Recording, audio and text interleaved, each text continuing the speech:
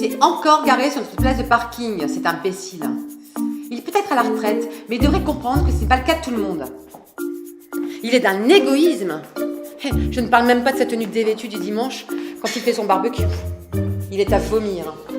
Il a autant de poils qu'un gorille et il porte des crocs jaunes de plouc. Je vous le dis, ce n'est vraiment pas un cadeau aux voisins. Bah ma bichette, hein, tu ne manges pas? Qu'est-ce que tu as? C'est encore à cause de Pépino? Salut tout le monde.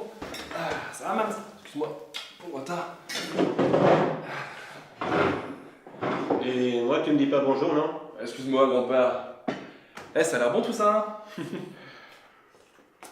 Oh, Charlotte, c'est quoi cette tronche? C'est quand même pas à cause de Pépino. Sylvain, laisse ta sœur. Attends, Charlotte, tu vas pas faire une dépression pour un lapin, ça va faire une semaine déjà. Mais lâche-moi, tu l'as jamais aimé, Pépino. Ça se trouve, c'est toi qui l'as écrasé. En fait, il était vraiment obèse ton lapin. On n'avait pas trop envie de lui faire des câlins ou même de l'aimer. Pas obèse, il avait les poils longs. Et puis il était vraiment con. Il se prenait une porte dès qu'il entendait une mouche péter, et il mangeait ses crottes, c'était vraiment un gros dégueulasse, hein. C'était plus un porc. Tais-toi! Ça suffit! On est à table. Tenez-vous. Et puis maintenant, on se calme. Et on parle d'autre chose. Bah pourquoi, grand-père? Ça te dérange de parler de Pépino? Pourquoi? Toi non plus, tu ne l'aimais pas, Pépino, grand-père? Je l'aimais bien, ton Pépino. Et puis il était tout doux. Oui, il était doux et il avait les poils longs. Tu vas m'aider à retrouver le coupable alors, grand-père, hein? Oui, bien sûr, ma petite. Bon, si on parlait de choses un petit peu plus gaies. Marie, comment s'est passé ton examen hier? C'était quelle matière? C'était de la philo. Le sujet va te parler, grand-père. C'était « A-t-on le droit de mentir ?» Ah, mais c'est super intéressant ça! J'adorais la philo. En plus, avec les cours de soutien de ton prof préféré, tu as dû cartonner. Papa, tu en penses quoi du sujet? Dans l'absolu, mentir est moralement répréhensible. Cependant, comme disait Benjamin Constant, il existerait un droit au mensonge dans l'humanité.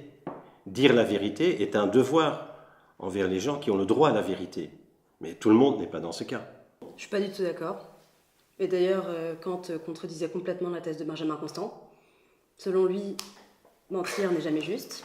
Mentir est toujours moralement répressible, parce que ça corrompt la capacité morale de l'homme à agir rationnellement et librement. Mais tu sais très bien que la thèse de Kant a été adoucie. Et ce scepticisme est beaucoup trop extrême. Donc on peut mentir pour toi. Mentir peut être juste. Bah oui, ça peut être un moyen. Mais n'importe quoi. Marie, ne parle pas comme ça à ton grand-père. Et alors, pendant la guerre, pendant le Troisième Reich, et si on te demande si tu as caché des juifs, tu vas dire oui pour faire plaisir à Kant? Et puis toi, quoi? T'aurais menti sur l'existence des camps pour protéger les petites sœurs, c'est ça? Les petites sœurs. Pour protéger les petites sœurs.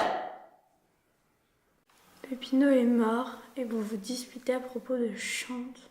Mais c'est Kant, pas Chante! Espèce d'idiote! Excuse-moi, mon lapin. Bravo à tous. Charlotte, viens avec moi dans la cuisine. On va essuyer tes larmes. Et en attendant, vous vous calmez tous, c'est clair?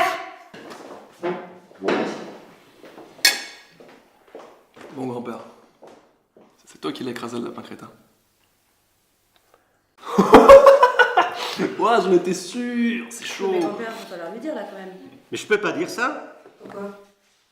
Bah, ça lui fera beaucoup plus de mal que de bien. Et puis, Françoise, qu'est-ce qu'elle va dire de moi quand elle apprendra que j'ai menti? Ah, mais il a raison, Marie, ça sert à rien. Mais toi, je t'ai rien demandé. Enfin, reste à ta place. Ouais. Bon, grand-père, si j'arrive à convaincre Marie de la fermer, tu me lâches ton appart une semaine cet été à Biarritz? Mais c'est pas sérieux, c'est du chantage, ça. Et Marie, si toi tu acceptes de ne rien dire, je te prête ma voiture quand tu veux. C'est bien, vous dites n'importe quoi, c'est super. On avance. Je crois qu'elles vont revenir, donc grand-père, je compte sur toi. Bon, et pour toi les vacances, c'est bon. Hein. On va prendre le café dans le salon?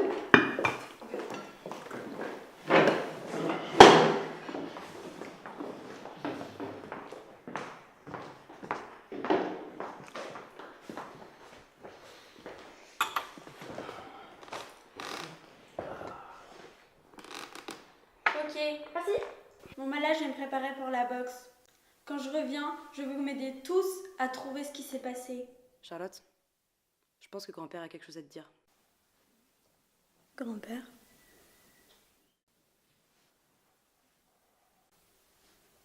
Bah alors, papa? Comment expliquer? C'est difficile à dire. Papa, tu me fais peur, là.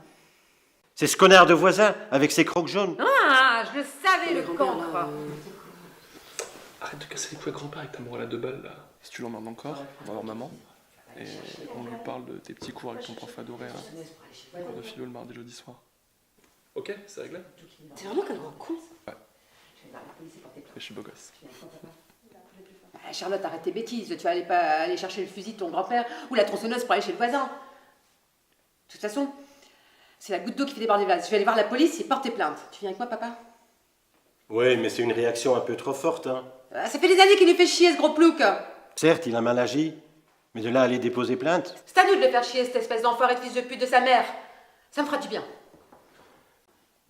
Bon, ben j'ai quelque chose à vous avouer, hein. Elle est où, Charlotte? Je sais pas, je crois qu'elle est dans le garage, en train de préparer sa boxe ou un truc dans le genre. Je m'en tape en fait. Papa, tu ranges où ton fusil? Bah, comme d'habitude, dans le garage.